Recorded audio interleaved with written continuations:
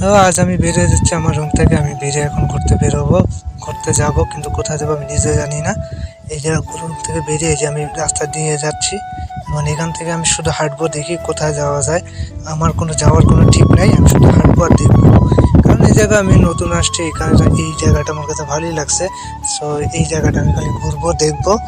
এই দেখুন কত সুন্দর একটা সানসেটের সময়, সন্ধ্যার সময় কত সুন্দর একটা দৃশ্য।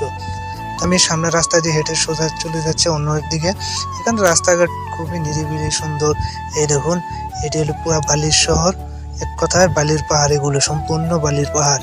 এদিকে যা দেখতেছেন সব বালি। আর এখন আমি হাঁটতে হাঁটতে আবার রুমের দিকে চলে যাচ্ছি, কারণ সন্ধ্যা হয়ে গেছে, অন্ধকার নেমে আসছে। এই যে সেই রাস্তা, এটা হলো গুলচত্বর। এইখান দিয়ে সমস্ত গাড়ি গাড়ি চলাচল করে এই রাস্তা দিয়েই। আর আমি হাঁটতে হাঁটতে যাচ্ছি রুমের দিকে। সো আমি রুমের দিকে চলে যাচ্ছি। তো আজকের ব্লগটাই এই পর্যন্ত।